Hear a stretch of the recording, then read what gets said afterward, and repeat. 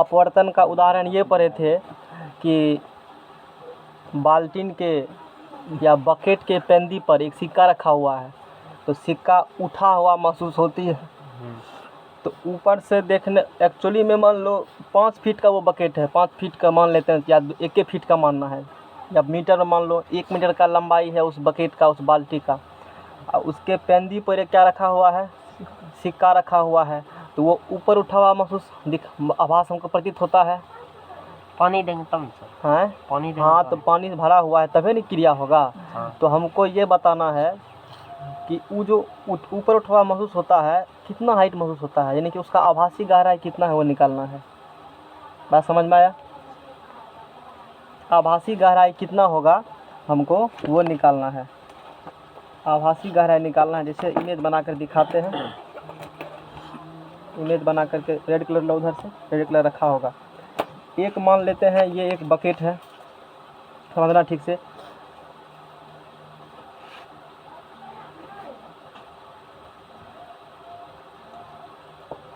ये बकेट है और इस बकेट में पानी भरा हुआ है। इसमें क्या भरा हुआ है? वाटर। इसमें पूरा फुल किया हुआ है इस बकेट में वाटर, पानी। मान लिए एक बकेट है मेरे पास, उस बकेट में पानी भरा हुआ है, तो इसका एक अभी एक्चुअल गहराई होगा जहाँ तक पानी भरा हुआ है नीचे से ऊपर तक, तो उसको बोलेंगे, कुछ भी मान लेते हैं, अभी 5 फीट नहीं, अभी उसको हम लोग कह देते हैं डी कह देते हैं। क्या कह देते हैं? डी। और डी बराबर जो यहाँ है ये है वास्तविक गहराई, वास्तविक गहराई, actual depth, actual depth. D क्या हो गए हैं? एक्चुअल डेप्थ, वास्तव में जितना गहरा है ना बाल्टी का वो, लेकिन किसके कारण? अपवर्तन के कारण। ये पेंदी जो है यहाँ उठा हुआ फील होगा, या सिक्का ही रखो, कुछ रखो इस प्रकार से कुछ भी, तो ये उठा महसूस लगभग कुछ यहाँ मान लेते हैं इस प्रकार से लगेगा ना, यहाँ पर पेंदी है। तो ये जो हाइट्स हैं, ये हाइट्स यहाँ से ले करके यहाँ तक जो एक्चुअली है यहाँ पर, लेकिन आभास और महसूस फील होता है कि ये तो यहाँ पर है, कम में गहरा है। जैसे नदी में उतरते हो कभी लगेगा ये तो कम में पानी है, और जब पैर देते हो, पहले नदी में उतरना है हो कम में पानी है, ठंगना में कपड़ा समझ लेते हैं फिर चले जाएंगे, और जब पैर देते हैं पता चलता है कि पूरा कपड़ा भीग चुका है, पानी ज़्यादा है यानी कि क्वान्टिटी उसमें है ना। तो कुछ उसी प्रकार से, लेकिन एक्चुअली में होता नहीं, हमको दिखता कम है लेकिन है उसमें क्या है, डेप्थ उसका ज़्यादा है इतना, लेकिन दिखता इतना ही है। तो जितना दिखता है, जितना आभास होता है उसको बोलेंगे एपरेंट डेप्थ, जिसको हम लोग क्या बोलते हैं? डी डैश बोलेंगे। डी डैश को कहते हैं आभासी गहराई, आभासी गहराई, एपरेंट डेप्थ। ये क्या हो गए हैं? डी डैश, ये डी डैश हो गए हैं। हमको पता है ये पानी में हम देख रहे हैं और ये ऊपर उठा हुआ है। अब देखो क्वेश्चन में पूछेगा कि बताइए एक बाल्टी है, उसका डेप्थ दी है, तो एपरेंट डेप्थ उसका कितना होगा, आभासी गहराई कितना होगा? ये ज़्यादा है, और ज़्यादा से क्या करना है? कम में आएंगे। अच्छा, कोई संख्या ज़्यादा है उसको कम करना होगा, क्या करते हैं उसके लिए? भाग या गुना से हेल्प लेकर बताओ। कोई संख्या ज़्यादा है उसको कम करना है तो गुना करना पड़ेगा, भाग करना पड़ेगा? भाग करना पड़ेगा, संख्या क्या हो जाएंगे? कम हो जाएगी। अब गुना करेंगे संख्या क्या हो जाएंगे? ज़्यादा हो जाएंगे। तो ये ज़्यादा है और ये क्या है? कम है, नहीं कुछ ना कुछ इसमें क्या करना पड़ेगा? डिवाइड करना पड़ेगा ना। और वो भाग लेते हैं रिफ्रैक्टिव इंडेक्स से। किससे भाग देंगे? अपवर्तनांक से भाग दे दो। जितना पानी का अपवर्तनांक है किसमें? एक्चुअल डेप्थ में, तो किसका उसका क्या निकल जाएगा? एपरेंट डेप्थ निकल जाएगा। तो फार्मूला हो गया डी डैश बराबर, फार्मूला क्या हो गया? डी डैश बराबर डी बटे एन निकल गया फार्मूला। तो ये फार्मूला और डी डैश और एन के बारे में लिखा हुआ ही है। एन यहाँ पर क्या है जी? एन है रिफ्रैक्टिव इंडेक्स, अपवर्तनांक, रिफ्रैक्टिव इंडेक्स ऑफ लिक्विड्स, चाहे जो भी लिक्विड्स हो। अपवर्तनांक बता, अपवर्तनांक क्या होती है? अपवर्तनांक फार्मूला फार्मूला सर हाँ, वो तो एब्सोल्यूट रिफ्रैक्टिव इंडेक्स है, सिर्फ अपवर्तनांक पूछे। अपवर्तनांक का N2 माध्यम 1 में प्रकाश की चाल बटे माध्यम 2 में प्रकाश की चाल यही पढ़ाए थे ना, या पहले माध्यम प्रकाश चाल अब बटे दूसरे माध्यम प्रकाश चाल। इसे क्या कहते हो? अपवर्तनांक कहते हो। एब्सोल्यूट रिफ्रैक्टिव इंडेक्स में भी c बटे v जो कर रहे हो, तो c प्रकाश की चाल वहाँ भी है, अब v भी नीचे प्रकाश की चाल ही है, लेकिन एक अपवर्तनांक में ही एक खास स्पेशल टर्म को मैंने अलग कर लिया, उसका नाम क्या दे दिया है? एब्सोल्यूट रिफ्रैक्टिव इंडेक्स, जिसे निरपेक्ष अपवर्तनांक कहते हैं। और वो निकालते हैं किसके रिस्पेक्ट में? इसके लिए वैक्यूम के रिस्पेक्ट में निकालते हैं हम लोग, है ना। ये बात होती है। हम बाद में फार्मूला भी उसका लिखेंगे। तो ये समझ में आया कैसे निकलेगा? बिना सोचे समझे न्यूमेरिकल बनाओ, कोई गुना भाग कैलकुलेशन में। पानी का पता है ना? पानी का बताओ अपवर्तनांक, पानी का अपवर्तनांक सर एब्सोल्यूट रिफ्रैक्टिव इंडेक्स बताए थे ना। निरपेक्ष अपवर्तनांक कितना होता है? 4/3 होता है ना। अब मान लो यहाँ से गया, कहाँ गया? बाराती गया कहीं पर, ठीक है, और पानी से भरा हुआ एक बाल्टी रखा हुआ था, लगा कम में डेप्थ है, अब पैसा उसमें 10-15 गिरल सिक्का था, तो सोचा कि कोई नहीं निकाल लेते हैं, कम में डेप्थ है। और जैसे हाथ गिराया तो तुम्हारा कपड़ा यहाँ से पूरा क्या हुआ? भीग गया। कपड़ा क्या हुआ? भीग गया। अब देखो, अब तू सोचा कि ऐसा क्यों हुआ? यदि पहले पढ़ा रहता फिजिक्स तो वो दिन देखना नहीं पड़ता, लेकिन वो दिन देखना पड़ गया। अब नहीं पड़ेगा। कैसे?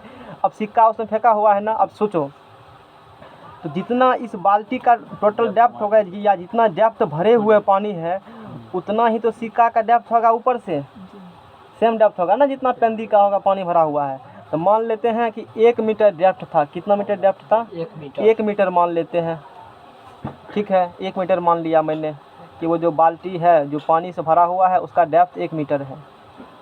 तो बताओ उसका पेंदी या उसके ऊपर जो लालच इसको पड़ा सिक्का रखा हुआ है पेंदी पर, ये उठाना चाहा, तो उसका आभासी गहराई इसको कुछ दिखा होगा ना? कितना दिखा होगा? तो टोटल डेप्थ कितना है? 1। किससे भाग दे देंगे? पानी के अपवर्तनांक से। पानी का अपवर्तनांक कितना होता है? 4/3। तो 1 मीटर में किससे भाग दे दो? 4/3 से। तो 4/3 से तो ये क्या होगा? 3/4 मीटर। जितना निकलेगा उतने आभासी गहराई इसको महसूस होगा। बात समझ में आ गया ना? एक बार और बोल दीजिए। अब न्यूमेरिकल करके दिखाते हैं एक बार, ठीक है। देखो न्यूमेरिकल करके दिखाते हैं। देखो लिखले है क्वेश्चन, देखो एक ऐसे मत करना ना, एक बाल्टी के अंदर एक सिक्का रखा हुआ है, एक सिक्का रखा हुआ है। एक बाल्टी के अंदर एक सिक्का रखा हुआ है। सिक्का 50 सेंटीमीटर की गहराई पर है, तो आभासी गहराई बताओ। आभासी गहराई बताओ। सॉल्यूशन थोड़ा सा फिगर देखते हैं। मान लेते हैं कि एक बकेट बना लेते हैं।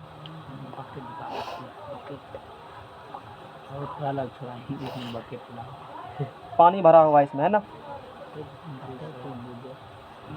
पानी इसमें क्या है जी?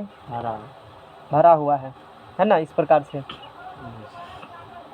सिक्का रखा हुआ है, तो नीचे में रखा होगा ना सिक्का, ये या सिक्का रखा हुआ है कुछ इस प्रकार से। ये क्या है? सिक्का। पहला डायग्रामेटिकली सब चीज दिखा, दूसरा बार से दिखाएंगे, सीधा क्या लगाएंगे? टिक लगाएंगे। तब इसका आंसर क्या होगा? ये होगा। इसका आंसर क्या होगा? ये होगा। पहला सब चीज़ कर देते हैं बढ़िया से, ताकि तुम समझ पाओ। जब तक प्रोसेस नहीं दिखेगा ना तब तक ट्रिक याद नहीं रहता, इसलिए पहले प्रोसेस तब ट्रिक, डायरेक्ट ट्रिक नहीं बताते हैं। तो ये हो गया सिक्का, अच्छी बात है। अच्छा, सिक्का कितना मीटर की गहराई पर रखा हुआ है? 50 सेंटीमीटर। तो यानी कि यहाँ से ऊपर से लेकर के इसका डेप्थ कितना होगा? 50 सेंटीमीटर। और कल बताए थे ऊपर से देखेगा तो बनाए थे इस प्रकार से, कुछ भाग रही है महसूस होगा कुछ यहीं पर, इस प्रकार कुछ याद आ रहा है कल वाला कंसेप्ट? रेड कलर कहाँ दिया था? कभी बोले थे देने के लिए।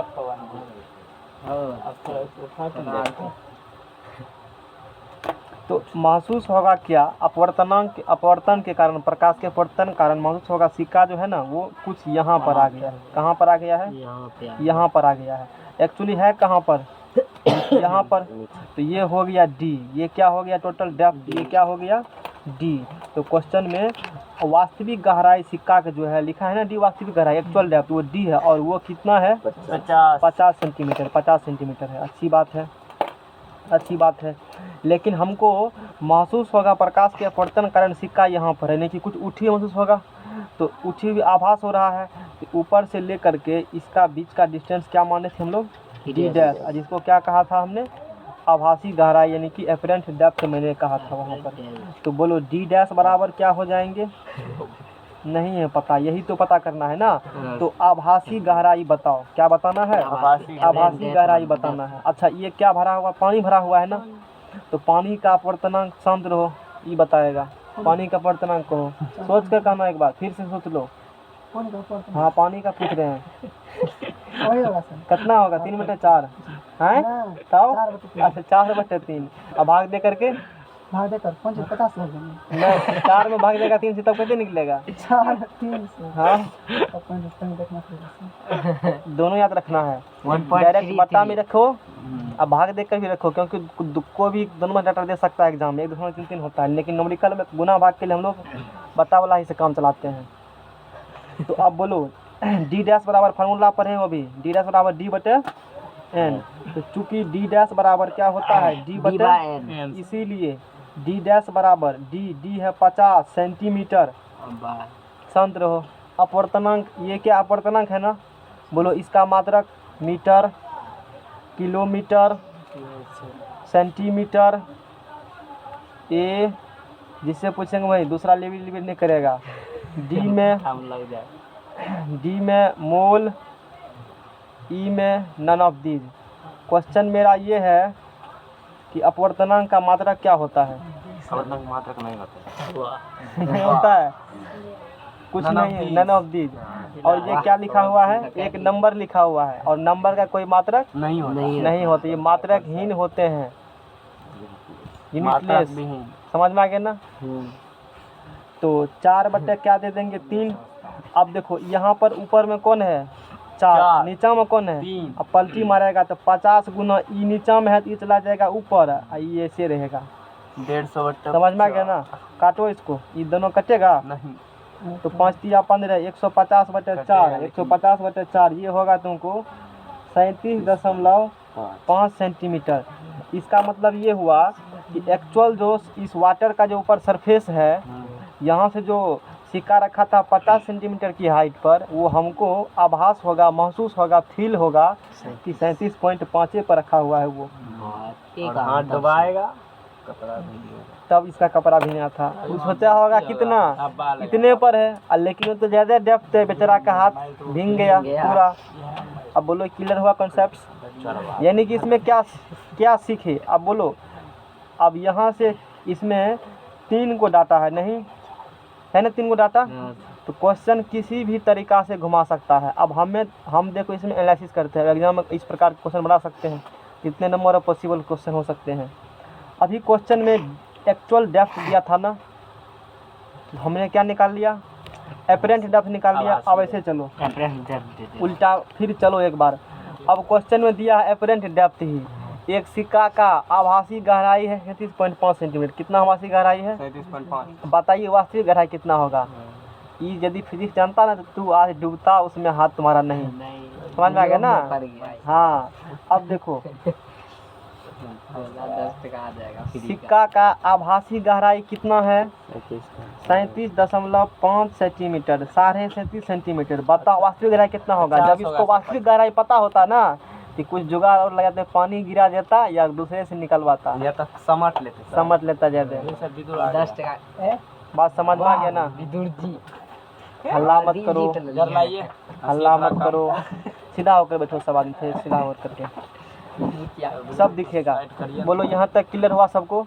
डी डैश बराबर क्या दिया 37.5 सेंटीमीटर है ना। तो डी बराबर क्या होगा नहीं पता है, लेकिन एन बराबर 4 क्या होगा 3 होगा। अब ये पढ़े हैं तुरंत 2020 के लास्ट में, क्या पढ़े हैं डी डैश बराबर क्योंकि डी डैश बराबर डी बटे क्या होगा, एन हम किस में इंटरेस्टेड हैं, डी में इधर भेजो, कोना कोनी गुना करो, तो डी बराबर क्या कर देगा, डी डैश गुना एन एन होगा। हाँ तो अब बोलो क्या होगा यहाँ से, डी बराबर डी डैश का मान कितना है, 37.5 गुना 4/3 और गुना करेगा तो 85 सेंटीमीटर निकलेगा, 50 होगा सर। होबे करेगा। एक बार देख लो गुना करके, गुना करके देखो ना एक बार, कितना गुना करो ना, देखते हैं पुरता के। मोबाइल निकालो ना, मोबाइल निकल जाएगा यहाँ काटे सर दूसरे ने ना, फिर एक बार हम गुना कर देंगे, हमारा मन है जल्दी करो तब ट्रिक निकालेंगे। मोबाइल किस दिन काम आएगा, समझ में 0.5 गुना 4/3 उतना ही आएगा, है ना। चलो आगे बढ़ते हैं। अब नेक्स्ट क्वेश्चन इसी में आया 50 सेंटीमीटर। हाँ हो गया, विश्वास हो गया ना, सही है। तो अब देखो, यानी कि क्वेश्चन में या तो देगा वो आभास, हाँ ठीक है, मिस्टेक सर ये देखिए तो ऐसे नहीं होगा, ठीक है, 3 करेंगे 4/3 करो, तुमको पक्का पूरेगा 85 ही, तू करके देख ले एक बार। वही तो सर है, मतलब ऐसे ना? किए तो हो गया। चलो हो गया, आप शांत रहो ना, जितना पूछा जाए उतना जवाब देना, ज्यादा बोलना नहीं है, नहीं तो घाटा लॉस होगा तुम्हारा इसमें, बार बार हम कर रहे हैं। हाँ, इसमें कोई गलत मतलब दिक्कत वाला बात नहीं है। तो अभी यानी कि क्वेश्चन में आभासी गहराई या वास्तविक गहराई दोनों में से कोई एक दे करके तुमको कोई पूछ सकता है, यानी कि दोनों में से कोई एक देगा, दूसरा पूछ लेगा, कहने मतलब मेरा ये है। अब चलो, अब क्वेश्चन में थोड़ा सा और ट्विस्ट लाते हैं। एक बकेट में है, एक लिक्विड्स है, कौन लिक्विड्स है नहीं है पता, नहीं है पता, लेकिन उसमें 20 टकिया सिक्का गिरा हुआ है। 20 टकिया सिक्का देगा मेरी, कौन गिरा हुआ है सिक्का, अब बिल्कुल देखा उसको, सोचा अब क्या करेंगे। अंकित वहां पर पहुंच गया, बोला रुको थोड़ा फ्री टेस्ट लेते हैं विदुर का। उस सिक्का का जो वास्तविक गहराई था, विदुर तभी दिमाग लगा रहा था वहां पर, देखते हैं क्या है। उस सिक्का का वास्तविक गहराई कितना था, 50 सेंटीमीटर। डी बराबर कितना सेंटीमीटर था, 50 सेंटीमीटर। और विदुर को महसूस हो रहा था कितना सेंटीमीटर, हंसेगा नहीं, 37.5 सेंटीमीटर। सिक्का का वास्तविक गहराई कितना सेंटीमीटर है, 50 सेंटीमीटर। और डी डैश बराबर कितना सेंटीमीटर है, आभासी गहराई, ये नाप लिया था विदुर को पता चला। हाँ, राहुल तक पहुंचा उसी वक्त, उससे विदुर पूछ दिया, क्या पूछ दिया, बताओ ये लिक्विड कौन है, ये कौन लिक्विड है, अम्ल है कि क्षार है कि कोई और लिक्विड है, क्या लिक्विड है, हमको बताओ ये बात। या इसका यानी कि मतलब उसका अपवर्तनांक बताओ, क्या बताओ उसका, और रिफ्रैक्टिव इंडेक्स बताओ उसका, क्या बताओ। यानी कि उस सिक्का का क्या दे दिया हमको, वास्तविक गहराई भी, और क्या दे दिया, आभासी गहराई भी। क्या मांग दिया उस लिक्विड्स का, कि जिसमें वो जिस लिक्विड्स में रखे हुए हैं उस वो सिक्का, उसका रिफ्रैक्टिव इंडेक्स बताइए हमको। समझ में क्वेश्चन किसे किसे घूमता है। तो कुछ नहीं, सीधा है। आज से 2019 में क्या पढ़े थे हम लोग, डी डैश बराबर डी बटे एन। इससे रिक्वेस्ट करेंगे थोड़ा सीट बदलिए, तो अदला बदली, ये जाएगा यहाँ, ये जाएगा यहाँ। तो बोलो एन बराबर क्या होगा, डी बटे डी डैश। डी कितना है, 50, डी डैश कितना है, 33.5, भाग देगा तो निकलेगा। देखो मेरा गुना भाग कितना तेज है, यही तो हो गया पानी का, क्या निकल गया, और पानी लिए तभी ना, यानी कि हम क्वेश्चन समझ में आया, पानी हो कुछ हो कोई भी लिक्विड्स हो तो उसका रिफ्रैक्टिव इंडेक्स निकाला जा सकता है। समझ में आ गया ना, हाँ सर निकल इस गया, प्रकार से निकलेंगे। 1.333 समझ में आ गया बात। तो कुछ इस प्रकार से क्वेश्चंस हैं। अब देखो, जैसे मैंने इस सिक्का का एग्जाम्पल लेकर के जो एक बकेट में भरा हुआ एनालिसिस किया, अब उस सिक्का के जगह पर कुछ हो कह दे, कंसेप्ट यही यूज होंगे सारे। अब चलो इसी कंसेप्ट पे कह देगा कि एक नदी है, तू नदी को बकेट मान लो, नदी क्या मान लो, बकेट मान और उसमें मछली है, उसको सिक्का मान लो। इस प्रकार से अब कह देगा एक नदी में एक मछली की वास्तविक गहराई ऊपर से 50 सेंटीमीटर, कितना सेंटीमीटर है, 50 सेंटीमीटर। बताओ आभासी गहराई क्या होगा, 37.5 निकल जाएगा। ये तो गुना कर ले है, अरे बात बुझा ना। अच्छा 60 सेंटीमीटर है, अब बताओ। अब सर कर लेते हैं, देखिए 60 होगा ना, हाँ 15 चौके 60। सुनो, हम मेरे बात सुनो, 45 होगा सर, सही बोला। यहाँ भरा हुआ है, इस पर पानी ऊपर, अब मछली कहाँ है, कुछ यहाँ पर है, हम देख रहे हैं कहाँ से, यहाँ से ये टोटल डेप्थ कितना बोला है मैंने? 60। अब तुमको पता है मछली है यहाँ, दिखेगा यहाँ, यानी कि थोड़ा सा ऊपर दिखाई देगा, यानी कि जितना एक्चुअल में डेप्थ है, डेप्थ कमेगा। कमेगा कब? जब कोई संख्या हम भाग देते हैं तब क्या होता है? वो कमता है। यानी कि हम लोग उसमें n से क्या कर देंगे? जितना एक्चुअल डेप्थ दिया n से क्या कर दो? उसको भाग दे दो, सीधा सीधा भाग दे दो। क्या निकल जाएगा उसका? आभासी गहराई निकल जाएगा। जैसे एक क्वेश्चन करके ठीक बताते हैं, है ना?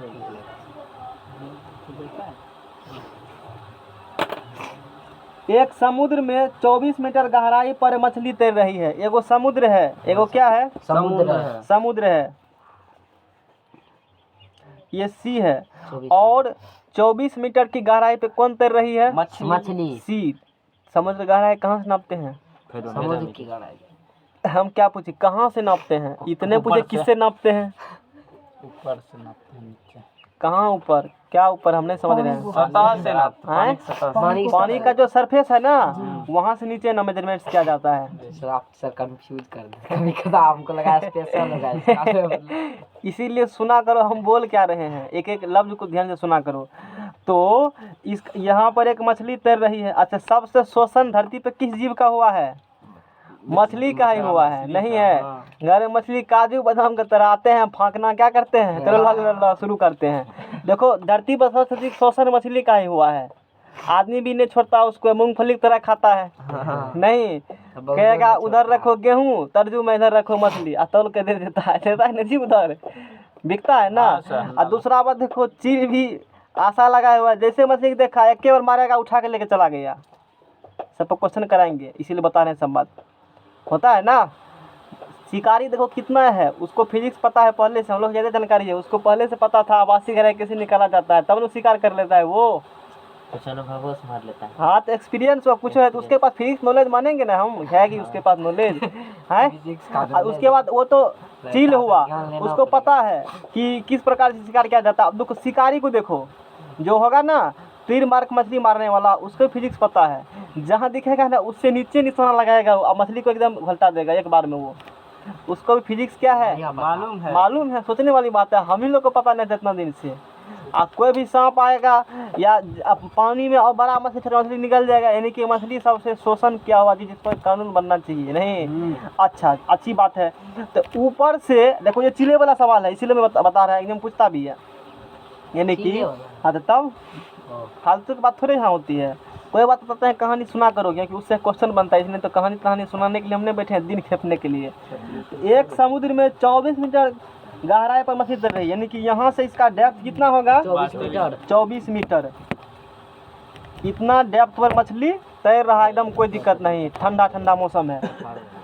और समुद्र से 36 मीटर ऊपर चील उड़ रही है। उसको मतलब क्या कर रहा है? जे कहते हो एक टक देख रहा है, पूरा उसके हर एक एक्टिविटी नज़र रख रहा है कि मछली क्या कर रहा है।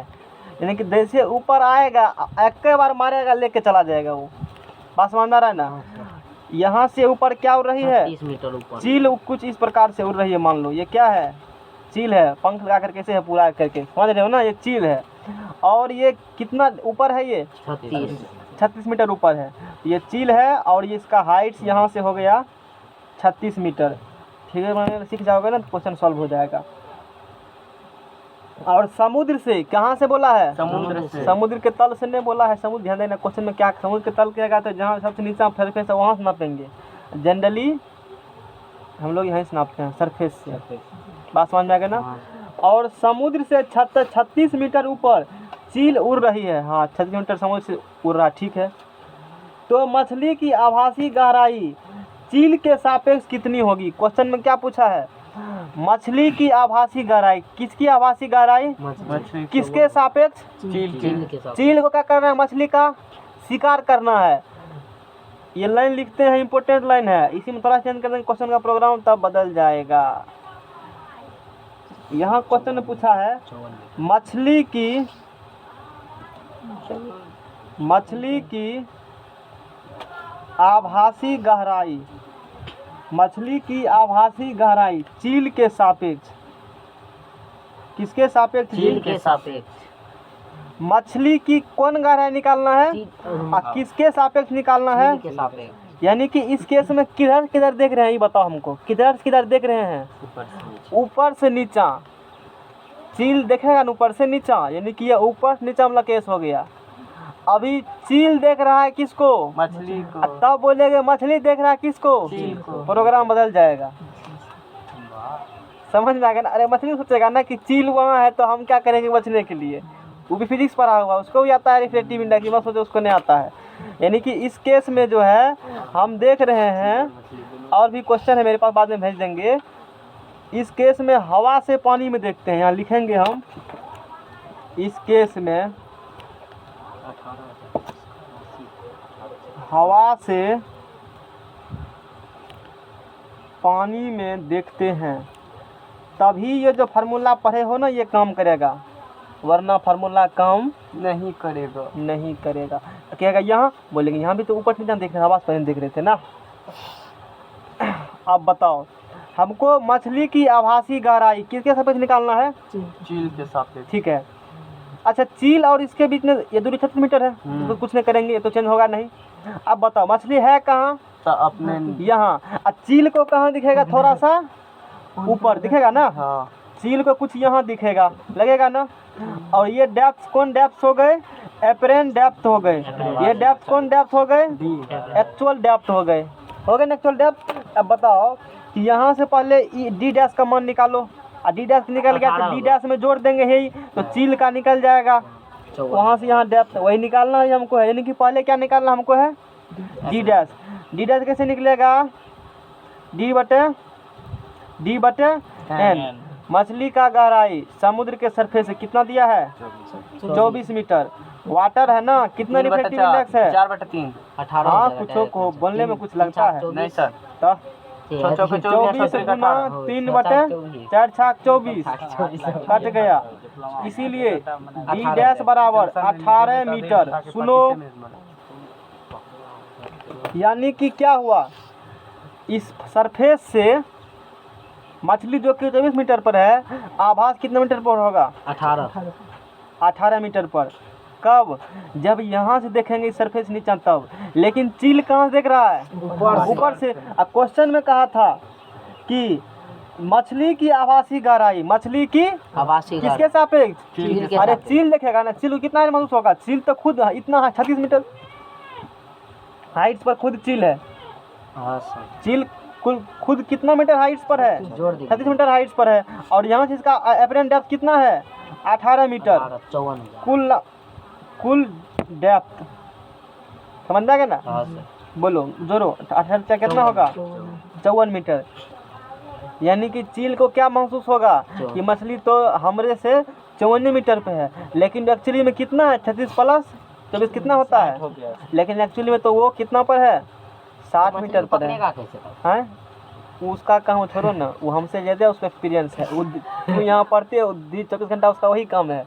रातों में वो अपना शुरू कर देता है प्रैक्टिस करना, नहीं उसको एक बरसों का एक्सपीरियंस है।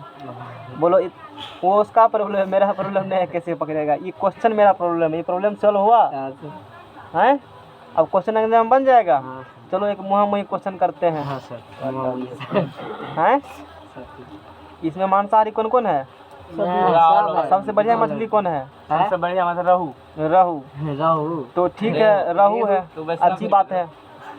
सुनो, तो एक बगुला आया, वो देखा कि, सुनो क्वेश्चन, इस नदी में, अपना नदी जो है, इस नदी के सरफेस से 80 मीटर के डेप्थ पर, कितने मीटर डेप्थ पर? 80 मीटर के डेप्थ। 80 मीटर के डेप्थ पर रहू मछली तैर रही है। नहीं, और तुम्हारा आँख का जो हाइट्स है, किसका हाइट्स? आँख का हाइट्स समुद्र सरफेस से 10 मीटर पर है। कितना मीटर पर है? 10 मीटर। बताओ तुम्हारे आँख के सापेक्ष मछली कितना मतलब डेप्थ पर है? महसूस तुमको कितना डेप्थ पर होगा आभासी गहराई? क्या करेंगे? इसके आँख और सरफेस समुद्र नदी के सरफेस में कितना लंबा? 10 मीटर हो गया। और उधर 80 है। 80 है तो थोड़ा ऊपर ही महसूस होगा। 80 में किससे भाग देगा? 4/3 से भागा देगा ना। 80 गुना 3/4, 4 से कट गया, 4 दूना 8, 20 दिया 10, 70। समझ में आ गया ना? नहीं समझ में आया? क्वेश्चन समझ में नहीं आया तो समझ में आया? हमको तो आ गया। हाँ बताओ। 70 होगा। होगा ना। हाँ। क्वेश्चन ये बताए थे कि इसका आँख यहाँ पर है, ठीक है, कहाँ पर है, और ये यहाँ से यहाँ डेप्थ दिया है कितना मीटर, 10 और मछली यहाँ पर कितना रहो मछली 80 80 पर है। तो बताओ इसके आँख और मछली के बीच के आभासी गहराई कितना होगा जब हम लोग देख रहे हैं ऊपर से। तो चूँकि यहाँ से यहाँ 80 है, 4/3 से भाग देगा, 80 भागा 4/3, 80 में 3 बटा 4, 4 दूना 8, 60, यहाँ से यहाँ 60 और प्लस 10 ऊपर है, 60 कितना हो गया। 70। क्वेश्चन क्या एग्जाम में कलम उठाना करना बताएगा, नहीं सर कलम कहाँ उठेगा, कभी कभी आ जाएगा तो मार गुना भाग थोड़ा मोड़ा भरने गुना भाग, 2 गुना 2 3 गुना 3 जो लग जाए। भरने नहीं, में सब क्या है, सब तो गुना भाग ही है। आशा करते हैं कि समझ में आ गया होगा। तो अब अगला क्वेश्चन कराते हैं। सर आदमी बड़ो होने के बाद जोड़े घटो सीखा तो तब सब तो जोड़े घटाव है। अभी भाई अब देखो, अब क्या करेंगे हम लोग, यहाँ पर जो क्वेश्चन करे हैं इस टाइप का 2 क्वेश्चन करा दिए ना। अब इसी क्वेश्चन यदि पूछेगा find apparent height between bird and fish, find apparent height between bird and fish, पक्षी, बर्ड बोले वो नहीं किया। समझ में आ गया ना। हंसना जरूरी है तो सुनो, पता नहीं चला तो। अब क्वेश्चन को चेंज करते हैं, इस टाइप का 2 करा चुके हैं ना, थोड़ा सा क्वेश्चन को चेंज करते हैं। मछली दिखाइए इनसे। नेक्स्ट क्वेश्चन, सर यही 3 पे लीजिए। ठीक है, ठीक है। लीजिए एक लाइन लिखना पड़ेगा, एक लाइन सुनो, एक लाइन। अभी तुमको पूछे थे चील देखा था मछली को, अब क्या होगा, मछली देखेगा चील को। मछली देखेगा, उसी लिए क्वेश्चन पूछा find apparent height between bird and fish. तो इंग्लिश मूलता होता है ना, यानी कि इसमें पूछा था मछली की आवासी गहराई चील के सापेक्ष, नहीं अब उल्टा चलेंगे, नीचे से चलेंगे ऊपर। अच्छा, मछली किसको देख रहा है, चील को। जब प्रकाश जाएगा सघन से विरल का होता है जी, अभिलंब से दूर भागेगा ना। हाँ। अभिलंब से की होगा, दूर भागेगा ना। सोचेगा कोरोना पकड़। जैसे ऐसे लाइट्स, मान लो लाइट्स ऐसे एंटर कर रही है इस प्रकार से, ये हो गया। सुनो, अरे सुनो इधर से बना रहे हैं, इधर से बहुत बना सीख लिया, इधर से बनाओ, धीरे धीरे से बनाओ। ये नॉर्मल हो गया ना, नॉर्मल से क्या होगा, दूर भागेगा। तो जाना चाहिए ना ऐसे, लेकिन जाएगा ऐसे। अब मछली कहाँ पर है, यहाँ पर है। आँख देखता है किधर, सीधा। कैसे देखता है आँख, आँख सीधे न देखेगा है। तो मछली देखेगा ऐसे, मछली कैसे देखेगा। अच्छा, इसका हाइट ज़्यादा, किसका हाइट ज़्यादा लग रहा है, ई ज़्यादा ऊपर होगा। हाँ, ई ज़्यादा ऊपर होगा। नहीं यही होगा सर। कौन, ई होगा। ठीक है, इस सरफेस से ई ज़्यादा लंबा है, ई ज़्यादा लंबा, आप बताओ। तब तो यही है, मछली के सापेक्ष में है ना। हम क्या पूछे, छोड़ो न सीधा, एक बिंदु यहाँ, एक बिंदु यहाँ है, हैं। तो इस सरफेस से ज़्यादा ऊपर ये, ज़्यादा ऊपर ये, अरे ये ज़्यादा लंबाई है ना। लंबाई तो हाइट वर्टिकल नापेंगे ना। अब देखो, अब इसमें कुछ भी छेड़छाड़ नहीं करना है। क्यों, अब मछली देख रहा है चील को, तो किसकी हाइट बदलेगा, चील का हाइट बदलेगा। कहाँ से, सरफेस से बदलेगा, बढ़ेगा। अच्छा, कोई चीज़ बढ़ता है तो क्या करता है उसमें बताओ, अभी सिखाए थे, गुना करना पड़ेगा ना। मैंने एक सेक्शन दे दिया, अभी इस टॉपिक में बढ़ाना या घटाना होगा तो सिर्फ गुना भाग की हेल्प लो, जो घटाना की हेल्प नहीं लेना है। तो इससे पहले घटाए थे तो भाग दे दिए, अब बढ़ाना की करेगा, गुना कर देगा। कुछ सिंपल सी बात है, समझ में आ रहा है विदुर। ये टॉपिक समझ गए, ई वाला बुझ गया। खूब तीर मारा होगा नीचा से ऊपर, नहीं बचपन में। अब देखो यहाँ, यानी कि हमको हाइट को क्या करेंगे, बढ़ा देंगे। वो क्या होगा, यो कह दिए हैं कि सघन से जाएगा विरल में, है ना, सघन जाएगा विरल में। तो एक्चुअली में रे जाएगी ऐसे, रे उस पर ऐसे जाएगी, है ना। लेकिन एक्चुअली में आँख देखता है कोई चीज़ को सीधा, आँख कैसे देखेगा, तो आँख को फील होगा इसी सीधा। अच्छा, यहाँ पर है चील, लेकिन चील तो यहीं पर है, यानी कि कुछ हाइट्स क्या हुआ है, बढ़ चुका है। अब बढ़ चुका है तो की करेगा, बोलो, 4/3 से गुना कर देंगे। गुना करना, सीधा क्या करना है, गुना करना है। तो बताओ, आभासी गहराई किसके बीच में, पानी के सरफेस और ऊपर हवा में पक्षी के बीच में कितना होगा। तो एक्चुअल में कितना है उसमें गुना कर दो हवा के कौन चीज से अति हवा के नहीं पानी के अपवर्तनांक से पानी कौन चीज से अपवर्तनांक पता चल जाएगा। तो बताओ उस कंडीशन में एच डैश बराबर ऊपर में एपरेंट हाइट कितना होगा एपरेंट हाइट कितना होगा एक्चुअल हाइट में गुना कर देंगे N W refractive index of water से मल्टीप्लाई कर देंगे। एच कितना है इस केस में बताओ 36 है। अच्छा 36 उसमें है। इस क्वेश्चन हमने लिया है 60 देख लेते हैं वही डाटा है ना ठीक है 60 है तो इस केस में 36 हो गया। और एन डब्ल्यू कितना है 4/3 कटेगा ये 48 मीटर निकल गया। तो चील एक्चुअली कहाँ पर है 48 लगेगा कहाँ पर है कुछ यहाँ पर है। तो यहाँ से यहाँ कितना हो गया 48 यहाँ से यहाँ कितना एक्चुअली में है 24 तो कुल हाइट कितना होगा कुल ऊंचाई कितना लगेगा किसको मछली को। अरे चील तो ऊपर है चील कहाँ पर है सुनो यहाँ बड़ा फिजिक्स अच्छा है यानी कि 48 प्लस की करेगा बताओ 72 हो जाएगा 24 कितना होता है 72 मीटर पर। शिकारी भी देखता है किसको मछली को शिकार को और शिकार भी देखेगा किसको दोनों फिजिक्स से पारंगत है। चील देखेगा जब मछली को अरे तो कमे गहराई पर देखो क्या प्राकृतिक है। चील सुनो चील देखेगा किसको मछली को है ज्यादा डेप्थ पर लगेगा कितना अरे है 60 पर लगेगा 54 पे है। अब धर लेंगे मछली को संभल रहा है पंख फैला लिया है। अब देखो क्योंकि चील का तो भोजन करना है अब मछली की लगेगा है कितना पर 60 पर ना एक्चुअली में मछली देखेगा चील को पहले चील देखा किसको इसको गलते हुआ दिखा अरे उसको लगा 54 पर लेकिन लगने से क्या होगा है तो 60 पर ना। अब मछली देखेगा किसको चील को है कितना 60 पर लगेगा अरे अरे वो तो 72 मीटर पर है अभी ज्यादा दूर है अब ज़्यादा दूर है। चलो ठीक है थोड़ा ऊपर और जा सकते हैं थोड़ा ऊपर जाएगा उससे अधिक फिजिक्स किसका मजबूत है वो छोड़ने वाला नहीं है कहेगा तुम आओ ऊपर समझ आ गया ना। तो कुछ इस प्रकार के फेनोमेना सब जगह फिजिक्स यूज है थोड़ा समझने का प्रयास करो। तो आप सर समझ गए कैसे मछली पकड़ेगा दोनों का टकराएगा फिजिक्स तो वहाँ पे जो होगा समझ में आ गया ना बात समझ रहे हो ना। तो आशा है कि समझ में आ गया होगा। इस टाइप का एक क्वेश्चन जैसे यहाँ पर भी ये बन जाएगा फोटो किसी बंदे देख लेना। देखो find apparent depth between fish and bird.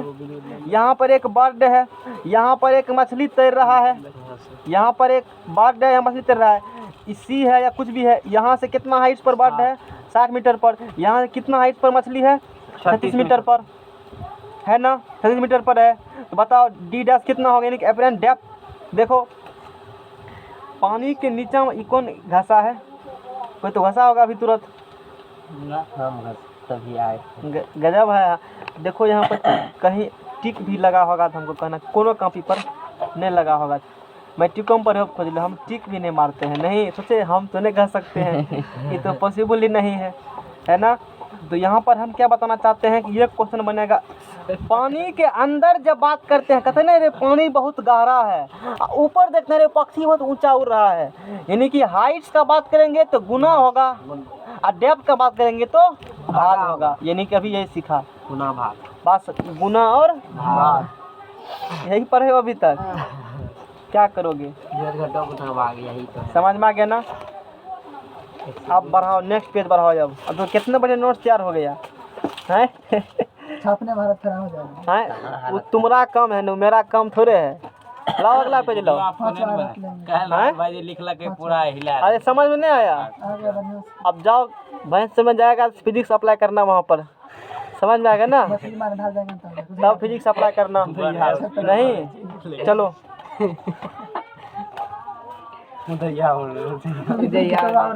शांत रहो घूमता कैसे गेले सीजन ऐसे थ्योरी पढ़ाने सिर्फ नहीं होते क्वेश्चन करने से होती है नहीं हम तो क्वेश्चन कर ही रहे हैं गोलू पहले देखो तब सर जी इस साइड से दीजिए ना सर आज क्वेश्चन ये चल रही है आज क्वेश्चन ही चलेगा। सर एक में सर प्रॉब्लम है, उसमें बता दीजिए। पहले हमारा क्वेश्चन खत्म होने सेम दो। वही वाला है। आ जाएगा तुम्हारा क्वेश्चन खुद पर खुद। हमको पता है तुम क्या पूछ सकते हो, बिना कहले पता रहा विद्यार्थी क्वेश्चन कहाँ से ला सकता है ना? सकता है इसलिए टेंशन मत लो, ठीक है सर। नंबर आएगा। वैसे तो अभी 4-5 को सॉल्व हो गया, जो प्रॉब्लम था वो 4-5 आ गया ना, तो वो भी आ जाएगा, टेंशन नहीं लो। अब देखो यहाँ तक तो ठीक है, थोड़ा सा बात की हम लोग, थोड़ा सा लेवल को और इंक्रीज एक पॉइंट्स करते हैं। अगला क्वेश्चन देखो, फाइंड एप। देखो डेप्थ जब क्वेश्चन में लिखा रहेगा, डेप्थ क्या लिखा देखेगा तू, डेप्थ बुझ जाना। डेप्थ यानी कि पानी के अंदर बात कर रहे हैं ना, इसका मतलब ऊपर से देखेंगे नीचे, हवा देखेंगे पानी में। और जब ये ऊंचाई वाला बात करेगा, बुझ नीचे देखेगा ऊपर, तब मछली देख रहा है, यानी कि तब बुझ जाएगा एच है तो गुना करना पड़ेगा। और डेप्थ वाला बुझेगा, समझ जाएगा, भाग देना पड़ेगा। तो क्वेश्चन गड़बड़ा है कि नहीं? देखो एक वर्ड से क्वेश्चन का चेंज हो रहा है, पूरा स्ट्रक्चर नहीं हो रहा है चेंज। आगे देखो, find apparent depth between fish and bird. Fish मतलब मछली और पक्षी के बीच आभासी गहराई बताइए। आभासी गहराई रहने दो, कोई दिक्कत है क्या? तब सोने में दिक्कत होता है। ओह खियाने जाएगा इसीलिए। पानी, मछली और पक्षी के बीच में क्या निकालना है? अब एक फिल्म नहीं देखता है, एगो देखे थे, छूने उड़ने का खिया चप्पल को, अरे मिथुन चक्रवर्ती है, हाँ कहेगा रोड पे बोलेंगे क्या होगा, और मेरा इतना साल से नया ही है। देखो तो वही बात है, टांग के रखता है। चलो क्वेश्चन दे देते हैं, तब तक तुम लोग सोचना, और फिर तब तक हम पानी पी लेंगे। देखो ये पानी भरा हुआ है, ये पानी भरा हुआ है, और यहाँ पर मछली है, मछली जल की रानी है। और ये डेप्थ है, यहाँ से अपना दिमाग में कैलकुलेशन करो, या कॉपी थोड़ा सा निकालो, हाथ पर ही सोच के बताना हमको। हाँ सर, हम बता ये डेप्थ एक्स, जिससे पूछेंगे वही, दोसर लिबिर नहीं करेगा, नहीं तो बड़ा खराब बात होगा ना। और नहीं तो जो बोलेगा दूसरे के हिसाब उससे सीधे दक्षिणा लेंगे, जिसके साथ ही बोलेगा। आज जो तूने बोलेगा पकड़ के धो देना, क्योंकि तू सीख नहीं पाओगे कभी। और जवाब मांग रहे तुमसे, अब बोल देगा बीच में ये, तो कैसे पता चलेगा तू सीखा है कि नहीं सीखा है? समझ में आ गया ना? हाँ, और यहाँ पर पक्षी है, यहाँ पर क्या है? पक्षी है, और इसका यहाँ से डेप्थ हो गया वाई। चलो सॉल्व करो, सोचो निकालना है इसका। हमने कुछ जानते हैं, तुम भी कुछ मत बोलो, लिखल है क्वेश्चन दे ले, सॉल्व करो, एग्जाम है। चलो सॉल्व करो, सब आदमी सॉल्व करो अपने मन में, या हाथे पे लिखो, और सबका देखेंगे अपने अपने सब्जेक्ट कॉपी कर। क्या बोले इन दोनों के बीच का थी कहाँ थी? चलो स्टॉप कर देते हैं 1 मिनट। जल के थी का अरे तो अपन बताए थे, निकल गए। शांत रहो। हे सर उसका भी निकल गया। हाँ बोलो कितना निकला? x y बराबर x प्लस n। y बराबर x प्लस n। गलत, सब आंसर गलत है। सुनो, इसीलिए हम कहते हैं तुमको लगता है कि हम बुझ गए, लेकिन हम समझ रहे, तू समझे नहीं, इसलिए ध्यान समझा करो जब बताते हैं तो। अब फेल हो गए, सबका क्वेश्चन गलत हो गया ना, लेकिन क्वेश्चन इजी है, अब बनेगा उसी कंसेप्ट पर, कुछ भी नहीं है जो मैंने पढ़ाया अभी तक है। मैंने ये कहा कि एक लिक्विड मछली है, अब कौन लिक्विड से पता नहीं, लेकिन उसका अपवर्तना कितना बोल दिया है? 4/3 है, n बोल दिया है। अपवर्तना कितना रिफ्रेक्टिव इंडेक्स उसका n है, और उसका मछली का जो वास्तविक गहराई है तल से ऊपर वाला प्लेन से, सरफेस से x है, और पक्षी का कितना है? y। मछली और पक्षी के बीच में क्या निकालना है? आभासी गहराई। गहराई की बात हो गई, कि पक्षी किसको देखेगा? मछली को। हवा से कहाँ देख रहे हो? पानी में। तो हवा से देखेगा पानी में, तो ई हाइट तो नहीं बदलेगा, ई तो नहीं बदलेगा, बदलेगा कौन? ई। मछली है कहाँ? यहाँ, लेकिन लगेगा कहाँ पर है? कुछ यहाँ पर है, तो ई अपरेंट डेप्थ हो गया ना।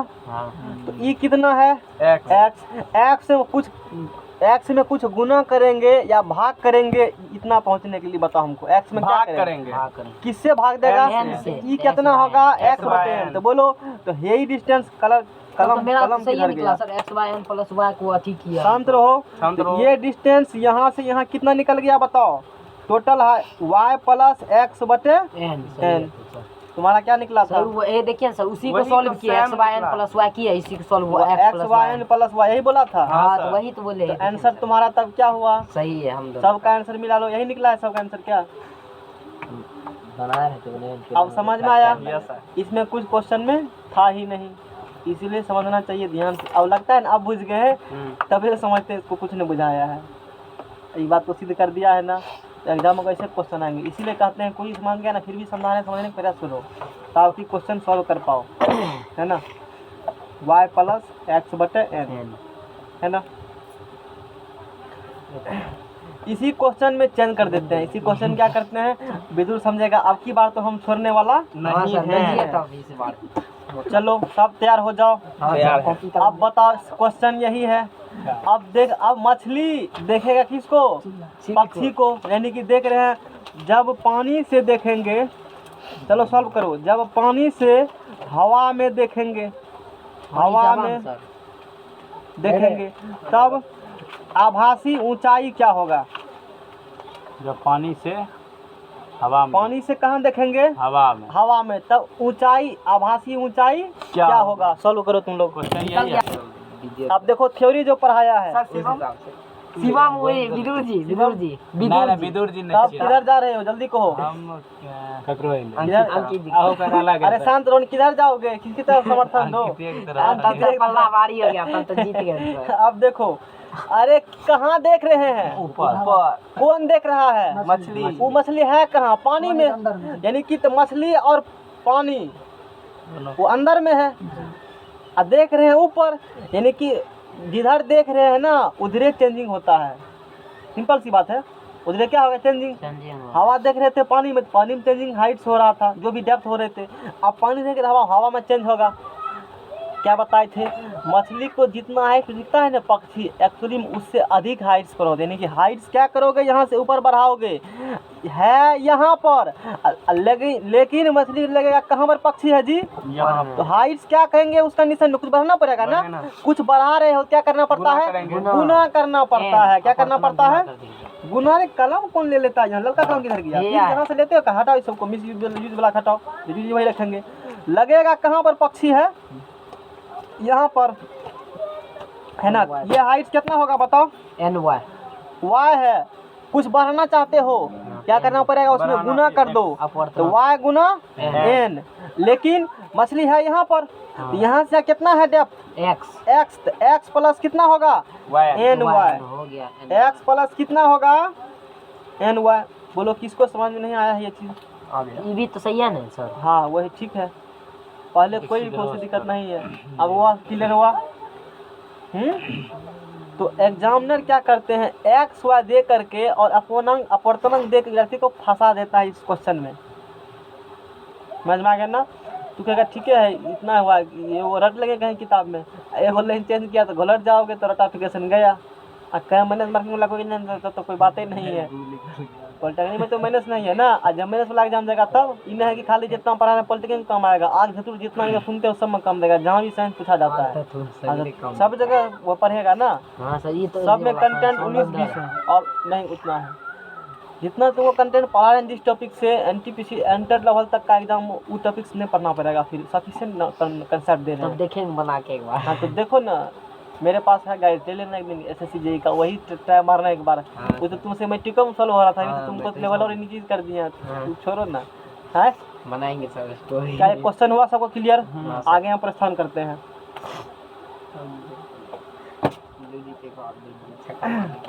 अब तुम लोग से क्वेश्चन सॉल्व करवाएंगे। हाँ सर दीजिए बार सर, दीजिए यही मारेगा छक्का। कहता है अलग से टेस्ट लीजिए, हम कहते हैं हम तो हर एक सेकेंड भी टेस्ट ले सकते हैं। टेस्ट थे ना भाई, ये लाइव टेस्ट हुआ नहीं। अब देखो क्वेश्चन सुनो, प्रकाश की एक किरण कांच से पानी में संचालित होती है। प्रकाश की एक किरण कांच से पानी में संचालित होती है, तो क्रांतिक कोण होगा। क्रांतिक कोण फार्मूला बता देते हैं, देखो फार्मूला कहते हैं तब तुमसे पूछेंगे। ऑप्शन नंबर ए में है sine inverse 1/2। Option number B में साइन इनवर्स 8/9 के रूट, इन्वर्स मतलब समझाएंगे। सी में साइन इनवर्स 9/8। डी में, अब देखो साइन सुबह में समझाए थे ना, तो फालतू कुछ नहीं बताते, लगता है गप कर रहे हैं, वो गप का काम है इसीलिए गप करते हैं, समझ में आ गया ना। अब इन्वर्स वाला गप आ गया ना, इसलिए इन्वर्स बारे में थोड़ा बता देता था, अभी फिर बता देंगे तुम और क्लियर हो जाएगा। तो साइन इनवर्स 8 क्या है यहाँ पर 9 है। चलो सॉल्व भी कर देते हैं, दूसरा क्वेश्चन पूछ लेंगे। फिर कलम कहाँ गया, लेता का है यहाँ से कलम, अपना कलम रखो हाथ में, मेरा कलम ले लेता है। हम यहाँ एंटिंग पेंटिंग करके रखते हैं कलम, तुम ले लेते हो। प्रकाश की एक किरण कांच से कहाँ जा रहा है? पानी में। पानी में। कांच से कहाँ जा रहा है? पानी में। देखो, देखो क्रांतिक कोण या पूर्णांतिक परावर्तन, दोनों केस में प्रकाश जाता है सघन से विरल में। जब क्रांतिक कोण जितना है उससे अधिक एंगल पर लाइट्स को भेजते हो, यानी जब आपतन कोण का मान क्रांतिक कोण से क्या होगा? अधिक होगा, उस घटना में क्या होती है? उस कंडीशन में टोटल इंटरनल रिफ्लेक्शन, पूर्ण आंतरिक परावर्तन घटना होती है, यानी कि प्रकाश जिस मीडियम से उस मान में वापस लौट आती है। ये बात हुई, यहाँ वही कंसेप्ट है। प्रकाश की एक किरण कांच से जाता है पानी में, है ना, ये कांच है, ग्लास है, ग्लास से कहाँ भेजेंगे जी? पानी में है। किरण भेजो, किरण को भेज रहा है, यहाँ क्या खींच देगा? अभिलंब खींच दिया, नॉर्मल खींच दिया। प्रकाश की एक किरण कांच से पानी में संचालित होती है, तो बताइए क्रांतिक कोण पूछा है, क्या पूछा है? क्रांतिक कोण जब बनता है उस कंडीशन में आर का मान कितना होता है? ऑप्शन 180 डिग्री, 360 डिग्री, सी में ए और बी दोनों, डी में नन ऑफ दी। टिक लगाओ। क्वेश्चन सुनो, क्वेश्चन सुनो। जब क्रांतिक कोण बनता है उस कंडीशन में आर का एंगल कितना हो? आर का मान कितना होगा बताओ? हैं? कितना? अच्छा नन ऑफ दी तो होगा, लेकिन मान कितना होता है? 180 डिग्री। कितना होता है मान? आर का मान है 180 डिग्री। सुनो कितना? 90 कैसे हो जाएगा? इतना अधिक हो जाएगा। 90 कौन कौन हुआ? क्रांतिक कोण 90 होता है। 90 डिग्री का होगा तब क्रांतिक कोण हुआ, कौन आई? क्रांति, ये बोला क्रांतिक कोण 90 होता है। क्रांतिक कोण 90 होता है। नहीं क्रांतिक कोण आ रहा होगा। क्रांतिक कोण जो मतलब उन्हें होता है, जब अपवर्तन, सुनो फिर से यही कंफ्यूजन है ना, जब अपवर्तन कोण का मान होगा 90 डिग्री, किसका मान? अपवर्तन कोण का। अपवर्तन कोण जिसे आर कहते हैं उसका मान जब 90 डिग्री होगा उस कंडीशन में तो जितना बनता होगा ना आई, उसका एक अलग नाम दे दिए, उसी कोण को कहते हैं क्रांतिक कोण। क्रांतिक कोण का मान नहीं होता 90 डिग्री, जब अपवर्तन कोण का मान होगा 90 डिग्री तब उस कंडीशन में आपतन कोण को ही क्रांतिक कोण कहा जाता है। बात क्लियर रखो, यानी कि प्रकाश किरण ऐसे भेजेंगे एक इतना एंगल पर और ये ऐसे चली जाएगी, यानी कि ना तो जाएगी पानी में और ना जाएगी कांच में, और दोनों के सरफेस पर। बात समझ में रहा ना? यानी कि एक क्या बताए थे, स्विमिंग पूल पर इतना एंगल भेज रहे कहेंगे जादू दिखाते हैं, जादू दिखाते हैं, और लाइट्स मारेंगे इतना एंगल पर, क्रांतिक कोण एंगल पर, क्या बोलेंगे? तो एक उस सरफेस पर लाइट जाएगी, कहेंगे देखो मेरे पास ऐसा जादू है, पानी मारेंगे नीचा से और वो जाएगी सरफेस पर, और जो फिजिक्स नहीं जानता है ऊपर मारेगा सीधा, नीचा से मारेगा तो ऊपर दिखाई देगा उसको, कुछ इस प्रकार से होगा। लेकिन हम थोड़ा जादू दिखाएंगे, कुछ इनकम हो जाए तो हो जाए। खोलोगे दुकान स्विमिंग पूल का, कभी दिमाग लगाना इस प्रकार से, समझ में आ गया ना? एकदम चमचम करेगा पानी, नहीं करेगा पानी एकदम सुनो ये एंगल कितना डिग्री हो गया? आर बराबर 90 डिग्री। जब आर 90 डिग्री हो उसके संगत आपतन कोण को ही क्रांतिक कोण कहा जाता है, यानी कि विशेष स्थिति होगी, आर का मान खास 90 डिग्री हो गया। चलो ठीक है, आईओ को खास नाम दे देते हैं, उसको नाम दे दिया मैंने क्रांतिक कोण। बात समझ में आ गया ना? प्रकाश की एक किरण कांच से पानी में संचालित होती है, तो क्रांतिक कोण ये तो 90 डिग्री है, तो बताओ क्रांतिक कोण ही कितना होगा? क्वेश्चन समझ में आया क्या पूछा है? 45 और तुम बोलो कितना डिग्री होगा? क्रांतिक कोण कितना डिग्री होगा? हाँ। 2 मिनट रुकना पड़ेगा। हाँ तो बनाओ, चलो बनाओ, बैठ जाते हैं, चलो सॉल्व करो। चलो एकरा सबके गुना करी उल्टा सुनो, यहाँ सुनो और समझो ध्यान से हम क्या बताना चाह रहे हैं। पहले कुछ थ्योरी क्लियर करना चाह रहे। अच्छा इसमें तो बिना उस चीज़ का ही हो जाएगा, इसमें जरूरी नहीं था, मैंने सब कुछ कह दिया था। ए रुकिए एम ऑप्शन में है। यहाँ देखो, यहाँ देखो, एक फार्मूला रखो याद, और इस फार्मूला सर पर आ जो गया, है सर आ गया, तब मेरा आ गया आंसर आ गया, कितना आया, आ गया 8/9 हो गया, मेरा आ गया साइन आई बराबर। वही तो हम यहाँ पे मान निकाल रहे थे, साइन आई बराबर 4 दूनी 8 उधर भेज दो। हो गया। आज साइन आई बराबर 8 निकला ना। हाँ सर। आई बराबर साइन इनवर्स 8 बटे क्या होगा 8/9 और वही आंसर क्या होंगे। हो गया। अब देखो आज यदि तुमसे ने हम बना देते तो पता नहीं चलता कि तू क्वेश्चन सॉल्व कर देगा, तुम्हारा एफिशिएंसी पता नहीं चली, इससे पहले सॉल्व वगैरह करवा लिए। अब जो बताएंगे अब वो तुम्हारा अपना क्वेश्चन हो गया, तू कभी नहीं भूलेगा। समझ में आ गया ना। हमको लगा मान निकालना पड़ेगा साइन। अब बात समझ में आ गया ना। अब इन्वर्स पढ़ाई थे तो कम किया ना भी, इसलिए सुबह हम कुछ दिन कंटेंट दिए थे, तो एक एक जो बताते हैं कहीं दोगा में वो जरी कम कर जाएगा कभी न कभी, जैसे अभी किया। अब देखो फार्मूला हम बता रहे हैं, जैसे इसे पहले पढ़ाया था, स्नेल का लॉ पढ़ाया था, साइन आई बटा साइन आर बराबर कांस्टेंट, उसी को कहते हो कांस्टेंट को म्यू, या उसी कहते हो एन, या कहीं ईटा लिखा रहेगा, वो नियतांक होते हैं, है ना। साइन आई, सुनो इस चीज़ को देखो, साइन आई बटा साइन आर बराबर साइन आई बटा साइन आर, साइन आई बटा साइन आर बराबर n2 बटे n1 बराबर v1 बटे v2 बराबर लैम्डा 1 बटे लैम्डा 2। ये फार्मूला है, कुछ पूछेगा ना अपवर्तनांक में, इससे बाहर नहीं जाएगा। जितना भी ट्रिक बताए हैं सब इसी पर है वो बेसिस। साइन आई बटे साइन आर बराबर n2 बटे n1 बराबर v1 बटे v2 बराबर लैम्डा 1 बटे वेग होगा सर, लैम्डा 2। हाँ वेलोसिटी है, आई तरंग। हाँ वेवलेंथ है, वो तरंग दैर्ध्य है। इसमें देखो, इसमें जो है हाँ n1 है जहाँ से प्रकाश चला। n1 क्या है, n1 बराबर जहाँ से प्रकाश चला, जहाँ से प्रकाश चला, जहाँ से प्रकाश चलेगा उसका अपवर्तनांक कितना होगा, बोलो n1। जहाँ से प्रकाश चला उसका अपवर्तनांक कितना होगा n1।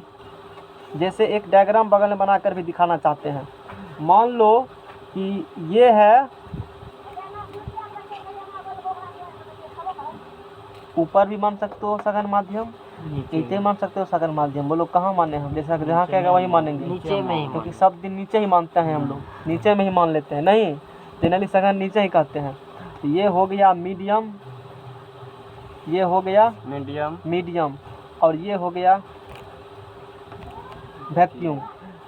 या कर या कहीं कहीं ऐसे भी मिल सकते हैं, क्या मिल सकते हैं, इसको कह देगा मीडियम 1, या इसको हम कह देंगे मीडियम 2। यहाँ क्या लिखा हुआ है, मीडियम 1 n1 क्या है, जहाँ से प्रकाश चला, इसका अपवर्तनांक मान लेते हैं n1, इसका अपवर्तनांक क्या होगा, इसका वेलोसिटी मान लेते हैं। यहाँ पर लाइट जो भेजेंगे v1, इसमें जाएगा तो वेग चेंज होगा ना, पता है ना, वेलोसिटी क्या हो जाएंगे v2। इसका वेवलेंथ कितना मान लेते हैं, इसका वेवलेंथ कितना मान लेते हैं, हाँ समझ में आ रहा है ना। इसमें n1 है जहाँ से प्रकाश चला, जहाँ से प्रकाश चलेगा ना वो उस माध्यम का अपवर्तनांक है n1 अपवर्तनांक ही है, लेकिन किस माध्यम का अपवर्तनांक, जहाँ से प्रकाश चला, जहाँ लाइट ऑफ सोर्स है वो होंगे n1, उस माध्यम का अपवर्तनांक। और n2 है जहाँ पर प्रकाश पहुँचा, जहाँ पर प्रकाश पहुँचा, जहाँ पर प्रकाश पहुँचेगा। अब v1 तो वही है, माध्यम एक में प्रकाश, माध्यम एक में velocity of lights in medium 1, velocity light in medium 2, wavelength in medium 1 और वेवलेंथ इन मीडियम 2। ये तो समझ में लफड़ा पड़ता है इसी में, इसमें लफड़ा जल्दी नहीं पड़ता है। इतना तक हुआ क्लियर, किस पूछना भी इसमें है। आगे यहाँ बढ़ते हैं। क्वेश्चन में कहा था ये जो कंसेप्ट बताए हैं ना, ये आगे काम देगा, अभी मैंने बता दिया है। इस क्वेश्चन में इसके बिना भी कर सकते थे। तो प्रकाश की एक किरण कांच से कहाँ जा रहा है, ये क्या है कांच, और कांच से कहाँ गया है पानी में, पानी में। कांच से कहाँ गया है प्रकाश कहाँ से चला, कहाँ से, यानी उसका अपर्तनांक कितना होगा, n1। N1 पहुंचा है कहाँ पर, मतलब पानी में, तो उसका अपर्तनांक कितना होगा, n2। ये क्लियर हुआ। पहले ये होना चाहिए क्लियर कि n1 क्या होगा, n2 क्या होगा। जहाँ से चला वो n1, जहाँ पहुँचा वो n2। इस क्वेश्चन में प्रकाश चला है, प्रकाश की किरण कहाँ से जाती है, पानी में, उसका हमारे हो गया। सॉल्यूशन करो। साइन आई, धरो इसको, साइन आई तो निकालना ही है, बटे साइन आर बराबर n2 बटे n1। अच्छा यही काहे लगाए, ये सब काहे न लगाए, लगा सकते हो ये वाला फार्मूला भी, लेकिन तब निकालना पड़ेगा पानी में प्रकाश की चाल और कांच में प्रकाश की चाल, वो थोड़ा सा दिक्कत होता है। सबसे बढ़िया क्या हमको रटाफिकेशन में क्या रटा हुआ है, अपवर्तनांक रटल है कि कांच कितना होता है, पानी कितना होता है, रटा हुआ है ना। कुछ बोलो, मान लेते हैं रटा हुआ है। मानने में क्या जाता है। अब देखो, याद कर लेना। साइन आई बटे साइन, कौन एंगल पूछ रहा है, बोलो, क्रांति कोण। यानी कि आई पूछ रहा है, जब क्रांति कोण आई पूछेगा तो उस कंडीशन में आर कितना होगा, 90 डिग्री। इसके जगह क्या रखेगा, 90 डिग्री। 90 डिग्री। प्रकाश कहाँ से चला, प्रकाश चला n1 से। कांच से चला, फिर n1 से, बेवकूफ वाला बात। प्रकाश कहाँ से चला, कांच से। जहाँ से प्रकाश चलेगा वो क्या होता है, n1। तो बोलो n1 n1 हो जाएगा, n1 का मान बोलो क्या होगा, 3/2। 3/2। कांच में प्रकाश, कांच का अपर्तनांक 3/2। 3/2। बोलो कोई दिक्कत। n2 क्या है, 4/3। जहाँ पर प्रकाश पहुँचा, पहुंचा। तो पानी का अपर्तनांक विदुर कहेगा। सोच लो, शांत रहो सब, हल्ला डिस्टर्ब तुम लोग कर देते हो। चलो अब बोलो, हल्ला कोई नहीं करेगा। हाँ पानी का सोच लेना, पानी का पूछे हैं, बढ़िया से सोच लो, हड़बड़ाना मत। टाइम काफ़ी बात करते 2 मिनट के लिए वीडियो, क्या रोक दीजिए। रोक, चलो वो विद्यार्थी भी रुकेगा तब तक। 1.003। 003। इससे पहले क्या बार बोले होंगे हम, 4-5 बार बोले हैं ना, फिर भी अब बताओ इसमें क्या हम कुछ कर सकते हैं, इसमें तो हम कुछ नहीं कर सकते हैं। 4/3। 4/, जीरो तुम हटाता सही होता है, एक्यूरेट, समझ में आ गया ना, लगभग सही बोला। कोई बात। 4/3। शांत रहो, ई लिखाएगा। आगे बोलो क्या करेंगे, आगे जल्दी जल्दी कहो, टाइम नहीं है उतना, बहुत 1 घंटा से बेसी पढ़ा दिए हैं। जल्दी कहो, आगे लिखाओ ना करके गुना भाग। कॉपी कलम पर करेगा, 1 मिनट रुक जाएंगे, 1 मिनट, दिक्कत नहीं है, 1 मिनट रुक जाते हैं। चलो सर जी अच्छा तो धमकी नहीं दे बाबू। 4/3, ये ऊपर जाएगा तो 2/3, यानी कि 8 क्या होगा, 9। और sin 90 डिग्री का मान 0। शांत रहो, sin 90 डिग्री का मान 0। सारे सोच के sin 90 का मान कितना होगा, 1। तो 1 में किसी संख्या से भाग देगा तो फर्क 1, कोई फर्क नहीं पड़ेगा, अब गुना करेगा तो भी फर्क नहीं पड़ेगा, लेकिन जोड़ना घटाने पर पड़ेगा।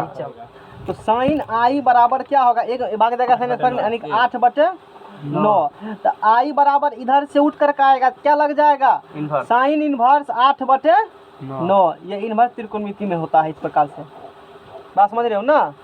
सर इनवर्स को ऐसे नहीं लिख सकते हैं, 1/sin नहीं लिख सकते हैं। सुबह हम नहीं आया था, हाँ नहीं लिख सकते हैं, नहीं लिख सकते। वहाँ बताए थे, नहीं बताए थे। हाँ बताए थे, नहीं तो लिख। फिर समझ में आ गया। इनवर्स का मतलब नहीं आया था सुबह। अभी ज़्यादा नहीं जानना इस बारे में, क्योंकि वो 12th में है पढ़ने के लिए, 10, 11 तक ही नहीं है, थोड़ा मोड़ा कम, इसलिए मैंने बता दिया।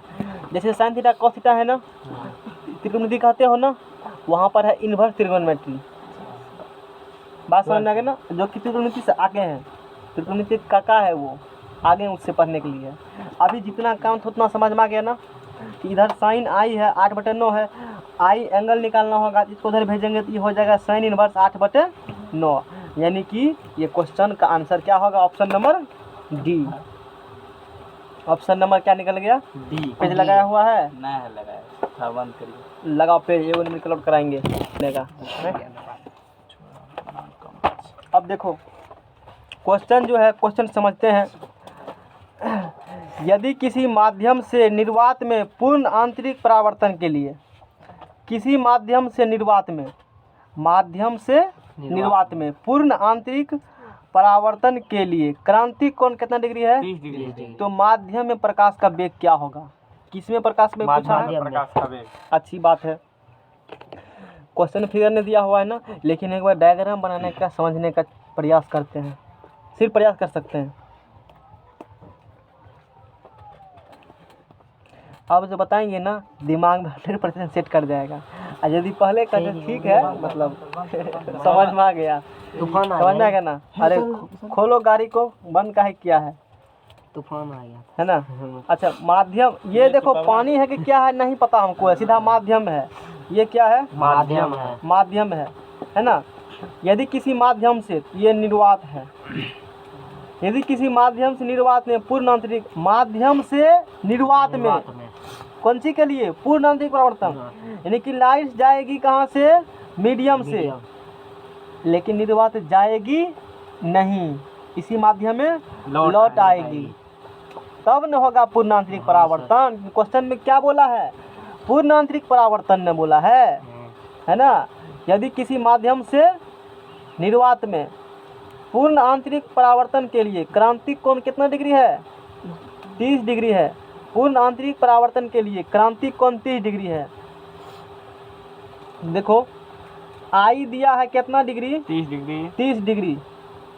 क्रांतिक माध्यम में प्रकाश का वेग क्या होगा? यदि किसी माध्यम से निर्वात में पूर्ण आंतरिक परावर्तन के लिए क्रांतिक कोण 30 डिग्री है। क्वेश्चन में पूर्ण आंतरिक परावर्तन के लिए क्रांतिक कोण 30 डिग्री है। ठीक है, क्वेश्चन सही है। देखो इसमें पूर्ण आंतरिक परावर्तन हुआ नहीं है, पूर्ण आंतरिक परावर्तन के लिए बात कर रहा है। समझना फिर से एक बार। यदि किसी माध्यम से निर्वात में पूर्ण आंतरिक परावर्तन के लिए क्रांतिक कोण 30 डिग्री है। क्रांतिक कोण कितने डिग्री है? 30 डिग्री। अब उससे थोड़ा सा भी एंगल बढ़ाएंगे तो क्या हो जाएगा उसका निशान? मतलब पूर्ण आंतरिक परावर्तन। जैसे गाड़ी स्टार्ट किए हो, अब क्लच छोड़ देता भागता है, स्टार्ट कर दिए हो, क्लच अब छोड़े नहीं हो, लेकिन छोड़ने वाले जैसे छोड़े गाड़ी क्या होगा? आगे भाग जाएगा। यानी कि अब उस एंगल तक पहुंच चुके हैं, उस क्रिटिकल एंगल तक। वहाँ से थोड़ा सा एंगल और बढ़ाएंगे क्रिटिकल एंगल को, तो लाइट्स क्या होंगे? पूर्ण आंतरिक परावर्तन होंगे। लेकिन अभी पूर्ण आंतरिक परावर्तन हुए नहीं है। पूर्ण आंतरिक परावर्तन के लिए बात कर रहा है, बात समझ रहे हैं? पूर्ण आंतरिक परावर्तन के लिए। तो क्रांतिक कोण कितना डिग्री दिया है? 30 डिग्री। तो क्रांतिक कोण 30 डिग्री दिया है, तो उस स्थिति में बताओ आर का मान कितना डिग्री होता है? 90 डिग्री। क्रांतिक कोण जब भी बात किया यानी कि आर 90 डिग्री होगा। तो उस कंडीशन में आर बराबर क्या होंगे? 90 डिग्री। क्वेश्चन में क्या पूछा है? पूर्ण आंतरिक परावर्तन के लिए क्रांतिक कोण 30 डिग्री है, तो माध्यम में प्रकाश का वेग क्या होगा? ये जो मीडियम से है पूर्ण आंतरिक परावर्तन करना हम चाहते हैं, अभी हुआ नहीं है, तो इस मीडियम में स्पीड्स ऑफ लाइट्स क्या होंगे वो हमको निकालना है। स्पीड्स ऑफ लाइट्स, इससे जस्ट पहले वाला पेज लाओ, जस्ट पहले वाला, इसे जस्ट पहले वाला सर पेज निकालिए।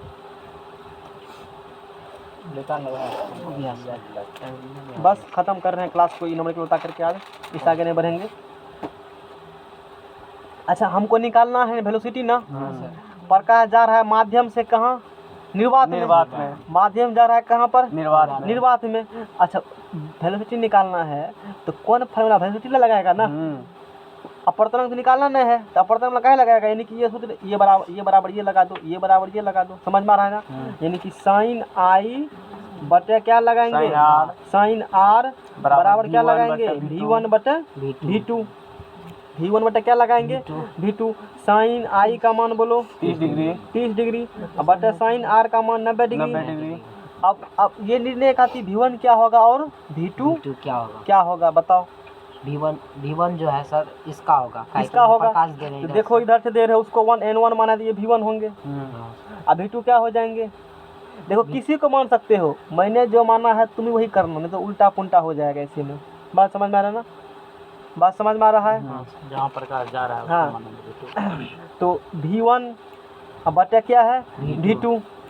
तो इसको माने हम लोग V1, ये क्या हो जाएंगे उस कंडीशन में? V2। ये जो फार्मूला लिखा हुआ है ना, ये जो फार्मूला लिखा हुआ है ना, वो इसको बेसिस मान के लिखा हुआ है। यदि तुम चेंजिंग करते हो ना तो फार्मूला भी N2 N1 मतलब इस प्रकार कुछ हो सकते हैं चेंजिंग का। बात समझ में आ गया ना? ये बात समझनी है। यहाँ तक दिक्कत हुआ? आगे बढ़ते हैं।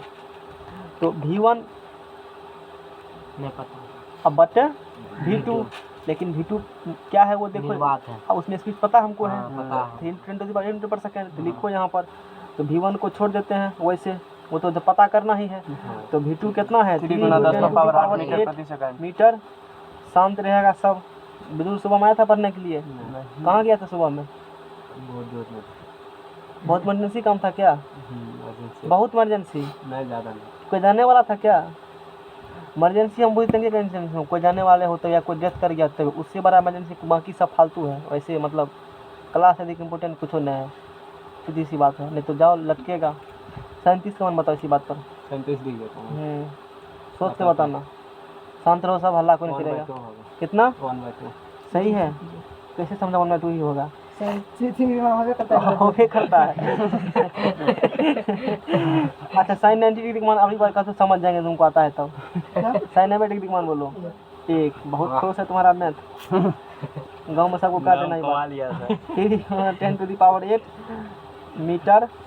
अब तो कोना कोनी क्या करेंगे? गुना कर दो। कोना कोनी गुना 1/2 गुना 3 गुना। इसीलिए कमजोर मत बुझना, इसको भी आता है। शांत रहना सब।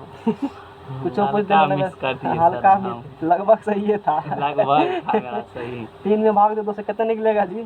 1.5 गुना 10 to the power 8। ये किस में निकल गया? स्पीड ये माध्यम। माध्यम में। तो यहाँ जो हमको अब कराना होगा ना टोटल इंटरनल रिफ्लेक्शन, उसके लिए लाइट्स का स्पीड यही रहेगा और सिर्फ एंगल क्रिटिकल एंगल से अगर थोड़ा सा बढ़ा देंगे तब यहाँ पर हो जाएगा पूर्ण आंतरिक परावर्तन की घटना। तो उसके लिए वेलोसिटी कितना रखना पड़ेगा? समझ में आ गया ना? तो ये पूरा क्वेश्चन हुआ, न्यूमेरिकल कंप्लीट हुआ। सर क्वेश्चन कहाँ लिखा? अब पूरे बना के लाइन करो। कॉपी में क्वेश्चन कहाँ लिखवाए थे? तो लिखा था कॉपी क्वेश्चन 3 लगा रहे थे। और लिख लेना। समझ में आ गया ना? यही अपने समझा था V2 V1 किसको माना। अब बुझाना। यदि पहले हम बताते तब थोड़ा दिक्कत होता, मतलब उतना नहीं होता क्लियर। अब पहले गलती करवा दिए ना, अब बताओ कभी नहीं भूलेगा। इससे पहले वाला ये देखो गलती होने वाला चीजें है कि V1 किसको V2 किसको। इसलिए 2 बार तुमसे बोले ना घासिए का लाओ, कुछ हो लिख कर लाओ, लेकिन तुम लाओ तो पहले घसने के लिए सीखेगा तब लिखने के लिए सीखेगा। बात समझ में आया ना? अब कोई भी न्यूमेरिकल हो सब बन जाएंगे तुमसे। अब वो जो क्वेश्चन उस दिन पूछ रहा था ना, कल पूछ रहा था, अब उसे जाके एक बार टक्कर लेना, क्वेश्चन बन जाएगा। अब तो पूरे आगे कल करेंगे।